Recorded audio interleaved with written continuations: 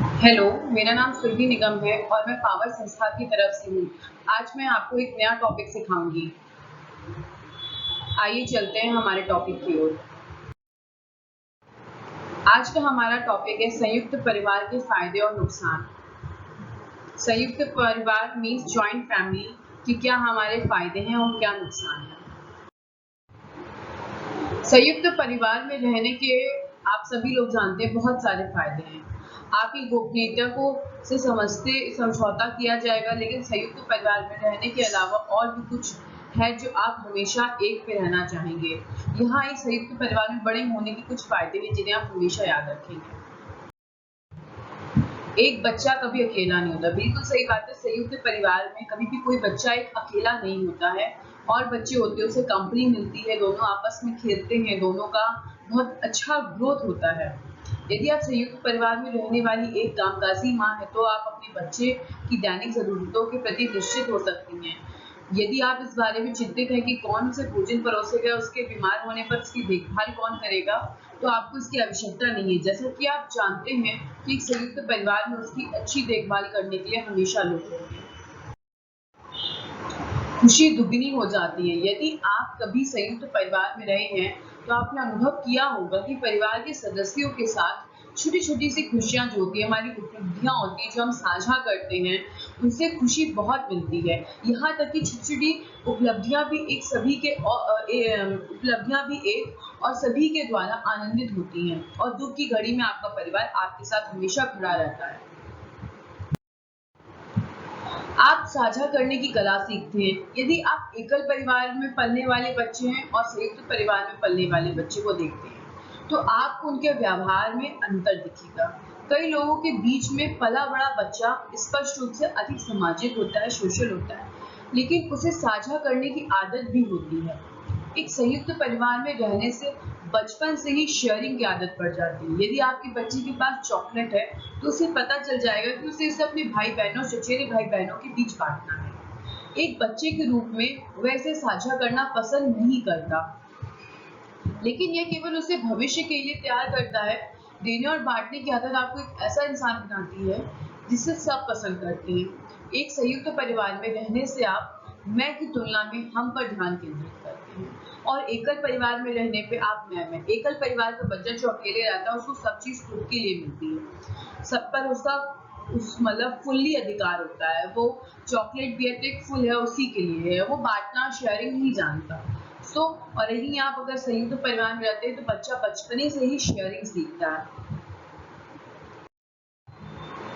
आप सम्मान करना सीखें। इतने सारे बड़ों वाले परिवार में बड़े होने से दूसरों के प्रति सम्मान की भावना विकसित होती है। बड़ों के इर्द गिर्द अपनी जीभ को काबू में रखना, उनको सम्मान करना, उनकी आज्ञा का पालन करना किसी न किसी तरह से आपके व्यक्तित्व को आकार देता है। और एक व्यक्ति जो दूसरों का सम्मान करता है और सम्मान के साथ व्यवहार करता है उसकी हमेशा सराहना।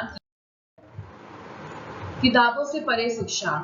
बिल्कुल, किताबों के अलावा एक अगर आप संयुक्त परिवार में रह रहे हैं तो आपको किताबों से अलग हटके भी काफी शिक्षा मिलती है। चाचा चाची, चचेरे भाई और दादा दादी के साथ रहने वाले बच्चों की शिक्षा केवल शिक्षा और स्कूल तक ही सीमित नहीं है, बल्कि उसकी शिक्षा का दायरा बहुत बढ़ जाता है। दादा दादी के साथ रहने से बच्चा अपने समय की दुनिया से परिचित हो जाता है। चाची चाचाओं के साथ रहने से वे संघर्षों से परिचित होता है। कुल मिला के एक संयुक्त परिवार में रहने से समझ आता है कि स्कूली किताबों की तुलना में शिक्षा के लिए और भी बहुत कुछ है। साथ होने का एहसास। संयुक्त परिवार में साथ होने का एहसास होता है एज कम्पेयर टू एकल परिवार में या न्यूक्लियर फैमिली में। यदि आप एक संयुक्त परिवार में रहते हैं तो आप निश्चित हो सकते हैं कि आपका बच्चा कभी बोर नहीं होगा, अकेला महसूस नहीं करेगा, अपराध में उसके साथी के रूप में उसके चचेरे भाई हमेशा रहेंगे, कभी दोस्तों से वंचित नहीं रहेगा क्योंकि उसके साथ खेलने के लिए हमेशा उसके चचेरे भाई होंगे। जैसे जैसे वह बड़ा होगा उसके चचेरे भाइयों के साथ उसका बंधन और भी ज्यादा मजबूत होता जाएगा। भीड़ भाड़ वाली एक एकाकी दुनिया में आपके बच्चे के पास हमेशा कोई ना कोई होगा जो अपनी समस्याओं को साझा कर सकता है। वो अपनी समस्याओं को बाहर दोस्तों से मतलब शेयर करने से अच्छा वो घर में अपने भाई बहनों के साथ शेयर करेगा, उनको देखते उनके साथ खेलते खेलते आराम से बड़ा हो जाएगा, उसकी अच्छी ग्रोथ हो जाएगी।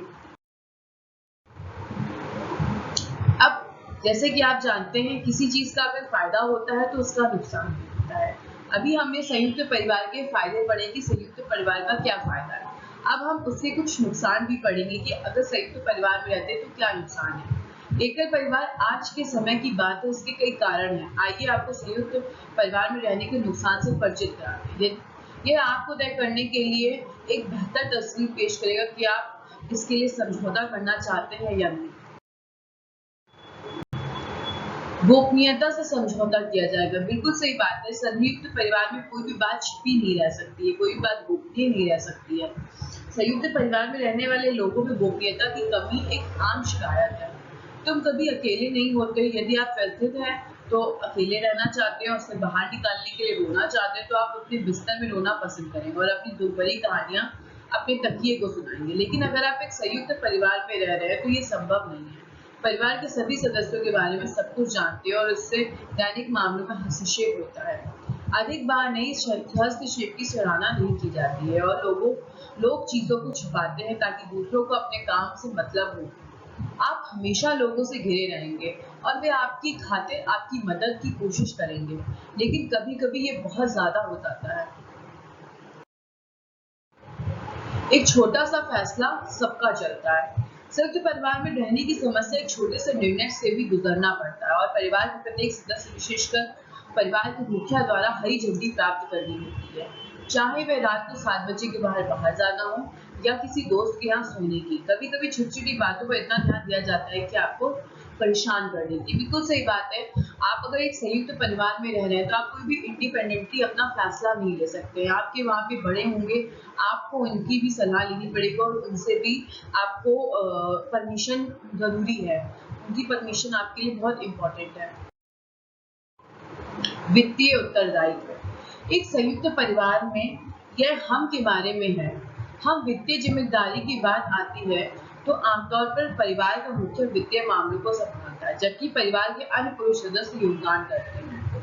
हालांकि कई बार ऐसा होता है कि 2 या 2 से अधिक परिवारों का बोझ परिवार का मुखिया पे आ जाती है, पर अन्य सदस्य निष्क्रिय हो जाते हैं और एक व्यक्ति पर ही बोझ पड़ जाता है।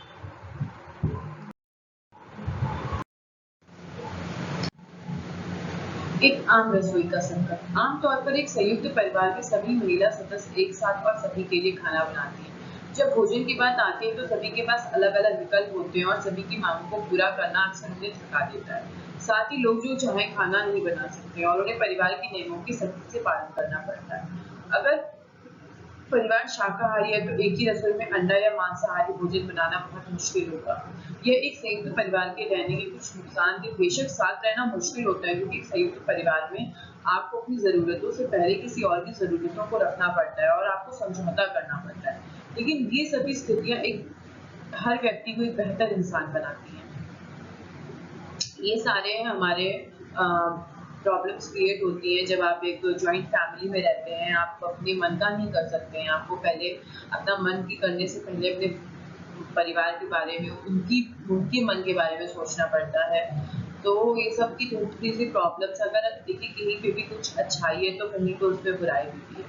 तो जैसे ये सब थोड़ी सी प्रॉब्लम अपर होती है जॉइंट फैमिली में। हमारा कंक्लूजन ये है कि एकल या मतलब न्यूक्लियर या जॉइंट फैमिली के लाभ और समस्याएं दोनों हैं। दोनों के अपने फायदे और नुकसान भी हैं। यदि व्यक्तिगत पसंद का मामला है तो समय और पर्यावरण पर भी निर्भर करता है। एक नवविवाहित जोड़ा एकल परिवार को पसंद करेगा, लेकिन खुद माता पिता बनने पर माता पिता और भाई बहनों के पास वापस जा सकता है। यह परियोजना सक्सेस कॉरिडोर के द्वारा प्रायोजित है। मैं आशा करती हूँ कि आपको आज की स्लाइड से सब कुछ समझ में आया होगा। आज का टॉपिक आपको अच्छा लगा होगा। धन्यवाद।